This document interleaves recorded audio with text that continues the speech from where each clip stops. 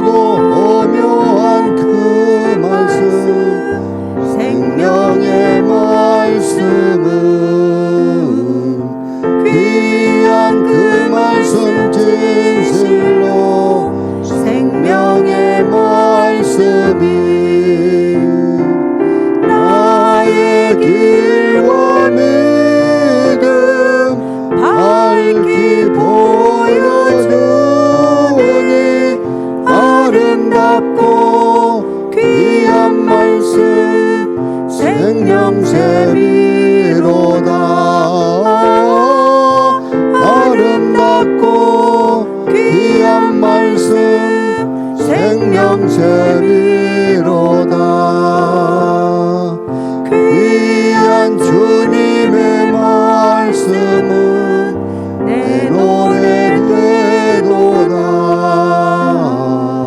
모든 사람을 살리는 생명의 말씀은 값도 없이 받아 생명길을 가니 아름답고 귀한 말씀 생명샘이로다.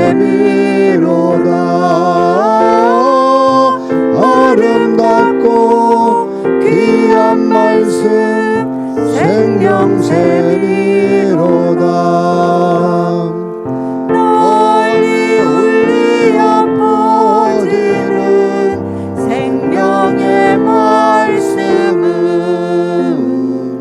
마음의 용서와 평안을 골고루 주나니 다만 예수 말씀 듣고 복을 받네. 아름답고 귀한 말씀 생명샘이로다. 아름답고 귀한 말씀 생명샘이로다.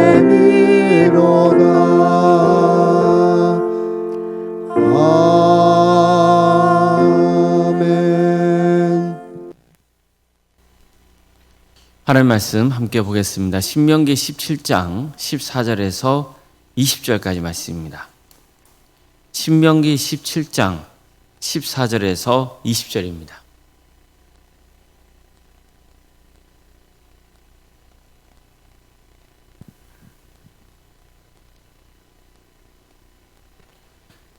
신명기 17장 14절에서 20절까지 말씀을 교독하시겠습니다.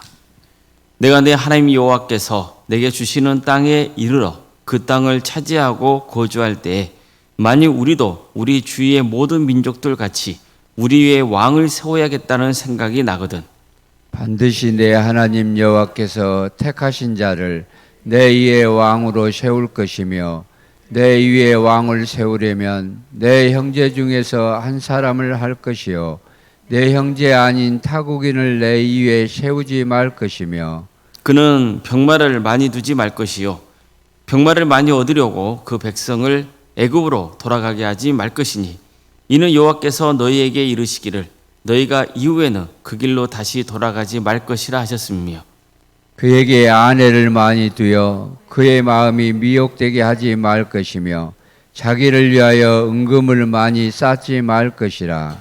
그가 왕위에 오르거든 이 율법서의 등사본을 레위 사람 제사장 앞에서 책에 기록하여 평생에 자기 옆에 두고 읽어 그의 하나님 여호와 경외하기를 배우며 이 율법의 모든 말과 이 규례를 지켜 행할 것이라.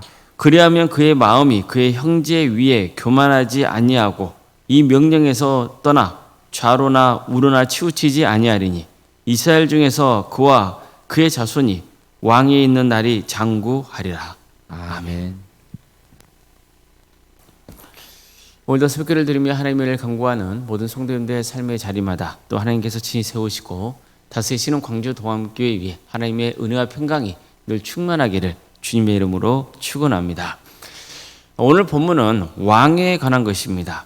즉 이스라엘이 왕을 세우려고 할 경우 누구를 왕으로 세워야 하는지 또 왕은 어떤 삶을 살아야 하는지를 전하고 있습니다. 우리가 여기서 우선 주목할 점은 왕이 등장하기 전에 재판장의 임무에 대해 먼저 전하고 있다는 점입니다.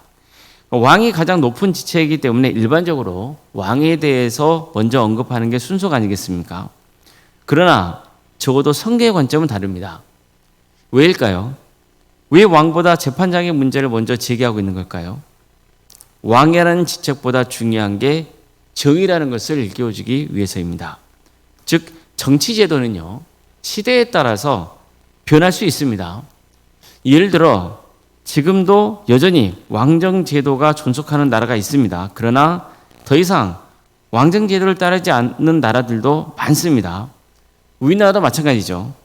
우리나라는 대통령제를 기반으로 한 민주공화국 체제로 운영되고 있습니다. 이처럼 시대마다 또 나라마다 정치 체제는 달라질 수 있습니다. 그러나 변하지 않는 게 있죠. 그게 바로 정의입니다. 어떤 정치 체제로 운영되건 가장 중요하고 근본이 되어야 하는 게 바로 정의이기 때문입니다. 성경은 이 점을 강조하고 있습니다. 오늘 본문도 보면 이스라엘 백성들에게 반드시 왕을 세워야 한다고 명하고 있지 않아요. 만약 너희들이 가나안 땅에 들어가서 살 때 주변 다른 민족처럼 왕을 세우고 싶다는 생각이 들거든 왕을 세울 수는 있다고 한 겁니다.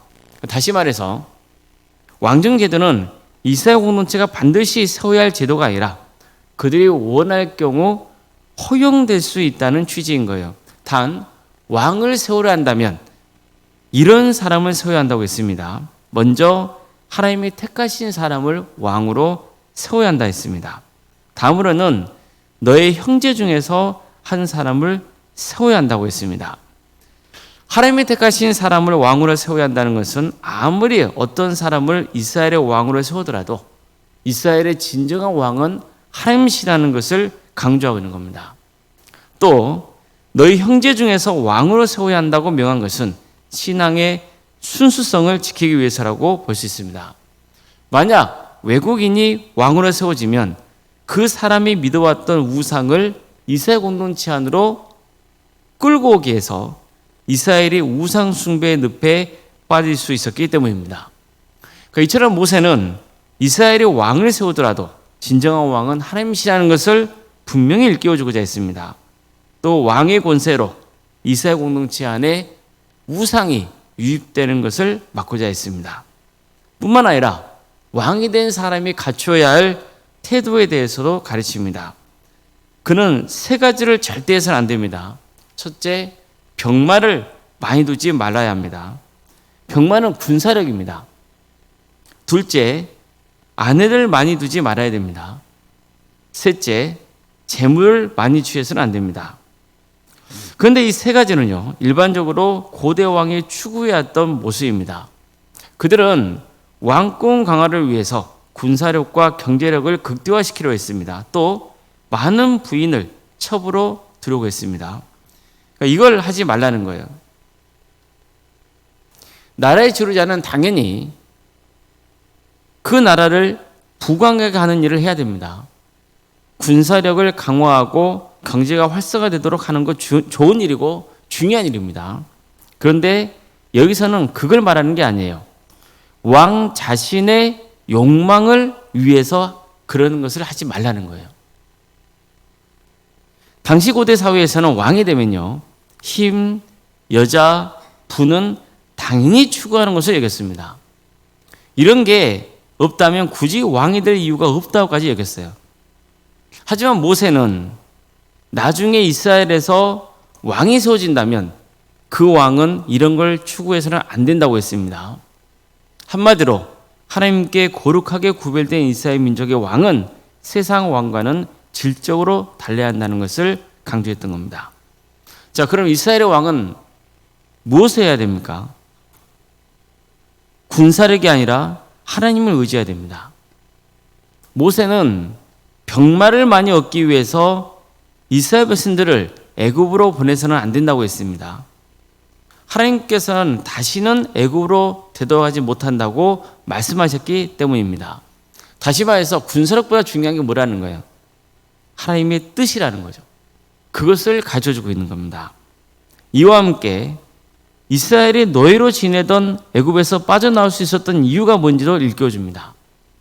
이스라엘이 애굽보다 군사력이 강해서 그들이 이기고 나온 게 아니라는 거예요. 하나님이 친히 이스라엘을 위해서 애굽과 싸우셨기 때문에 구원의 은혜를 누리게 된 겁니다. 따라서 이스라엘 왕은 무엇을 가장 중요한 일로 여겨야 됩니까? 하나님을 온전히 의지하는 것, 하나님의 뜻을 행하는 것, 이것을 가장 중요한 일로 여겨야 하는 겁니다. 그래서 모세는 이렇게 명했던 겁니다.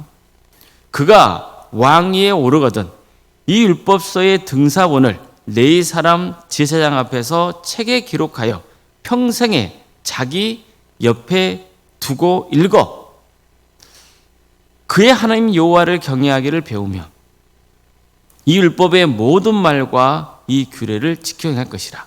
그리하면 그의 마음이 그의 형제 위에 교만하지 아니하고 이 명령에서 떠나 좌로나 우로나 치우치지 아니하리니 이스라엘 중에서 그와 그의 자손이 왕에 있는 날이 장구하리라. 자, 보세요. 왕에게 가장 중요한 게 뭐라 그랬습니까?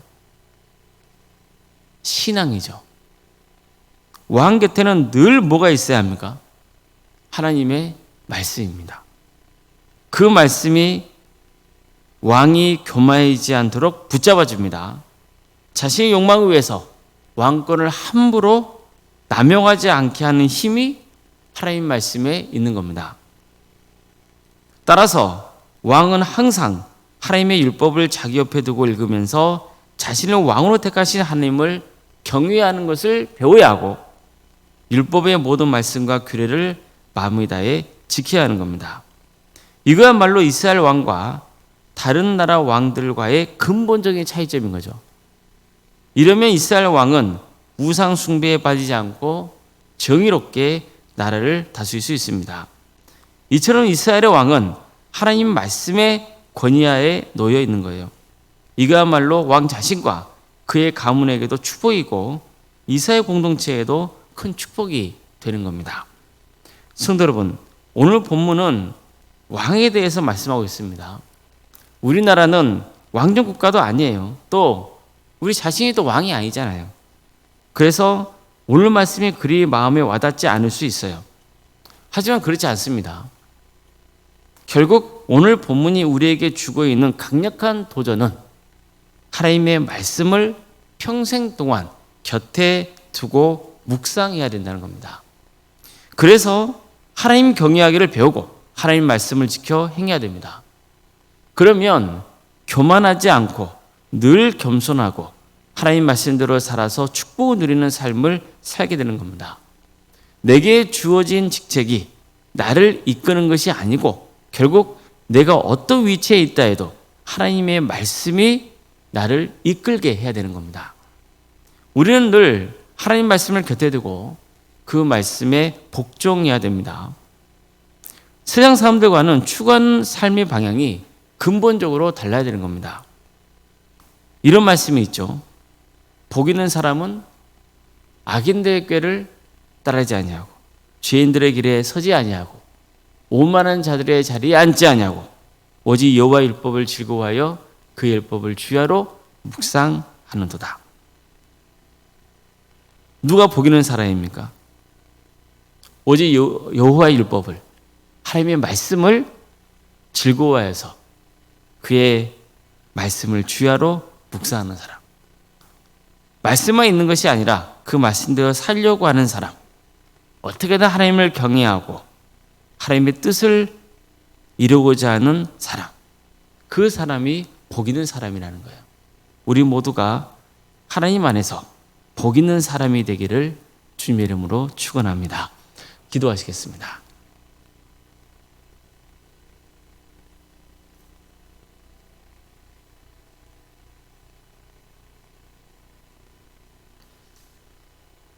사랑하는 하나님, 오늘도 우리에게 새로운 날을 이렇게 해주시고 하나님의 은혜 속에 살아갈 수 있도록 인도해 주셔서 감사드립니다. 하나님을 경외하는 성도, 하나님의 말씀을 곁에 두는 성도의 삶이 되게 하여 주시옵소서. 세상의 욕망이 나를 이끌지 않고 오직 주의 말씀이 우리를 이끄는 삶의 길을 가게 하여 주시옵소서. 그래서 정말 주님 안에서 복 있는 사람의 길을 가는 은혜가 있게 하여 주시고 우리 성도들이 하나님의 말씀으로 변화되고 치유되는 거룩한 역사가 있게 하여 주시옵소서. 특별히 이 땅의 위정자들을 위해서 기도합니다. 그 중에서도 무엇보다도 하나님을 믿는 그 위정자들, 진정으로 자신의 정치적인 욕망으로 글된 길을 가지 않고 늘 겸손하게 주님의 말씀을 붙들고 섬기게 하여 주시고, 그래서 많은 사람들에게도 존경을 받고 무엇보다도 하나님께 인정받는 위정자의 길을 가게 하여 주시옵소서. 이 땅의 정치인들, 대통령과 또 국회의원들과 또 지방자치장들과 이런 사람들이 바른 길을 가게 하여 주시고, 그래서 이 땅에 사는 사람들이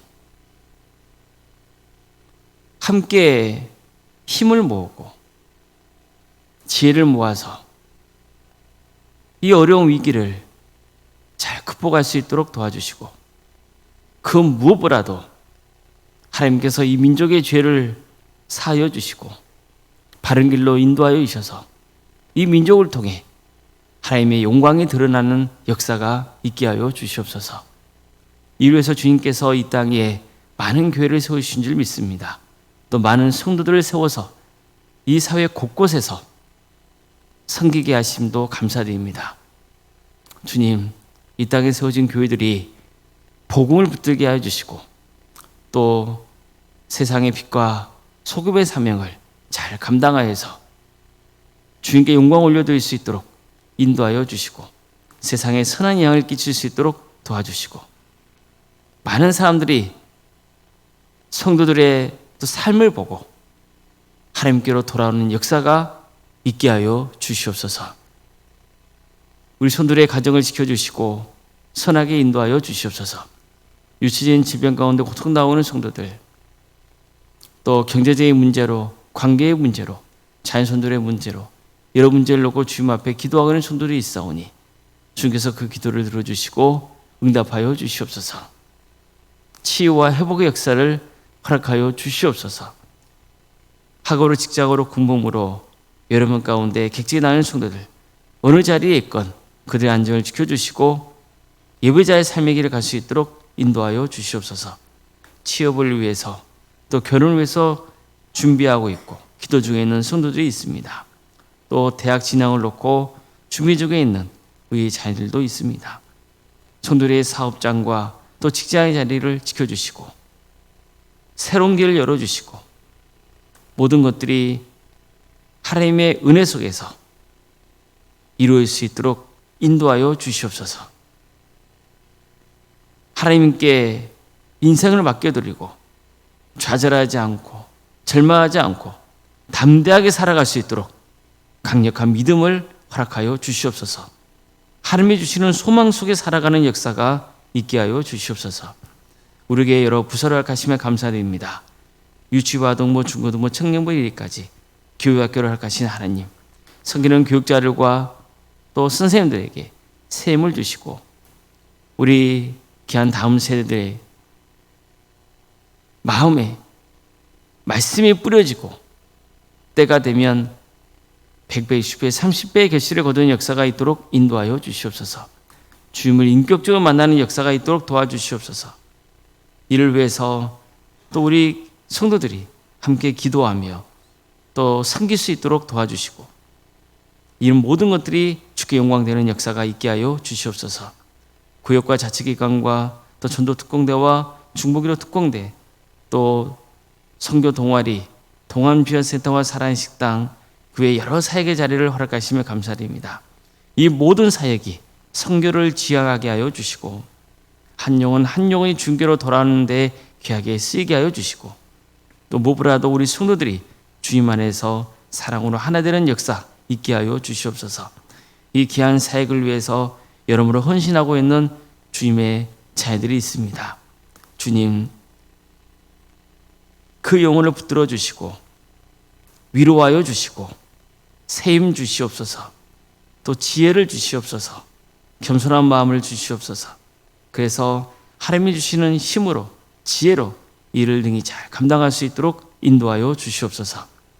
오늘 생각 사모님 성령 충만케 하여 주시고 평안의 축복을 보여주시며 신앙의 명거를 세워갈 수 있도록 도와주시고 또 장로님, 안수, 이사님, 권사님, 집사님, 교육자 모두에게도 동일한 은혜를 부어주시고 하나님께 칭찬받고 또 성도에게도 좋은 기감이 되는 직분자들로 세워주시옵소서.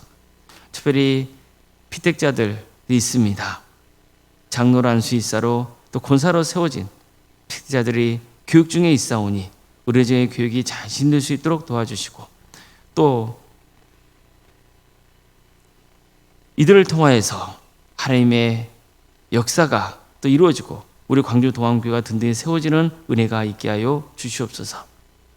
사랑의 주님, 오늘 저녁에는 수요일밤 예배로 모이게 됩니다. 많은 성도들이 모여서 하나님을 예배하게 하여 주시고 이 예배의 과정을 통하여서 주님을 인격적으로 만나는 역사 있게 하여 주시고 또 말씀을 통하여서 우리 성도들의 삶이 변화되고 하나님을 믿는 기쁨이 차고 넘치게 하여 주시옵소서.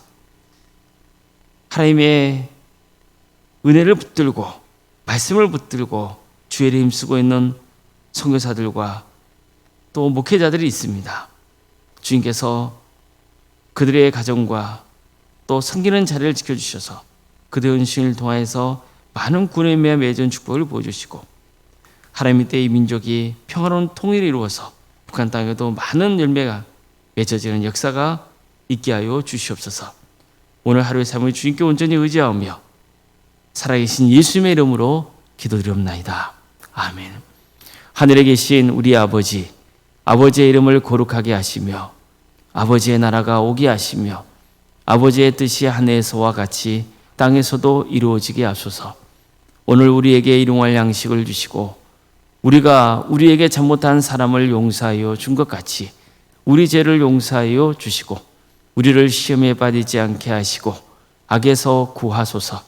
나라와 권능과 영광이 영원히 아버지의 것입니다. 아멘.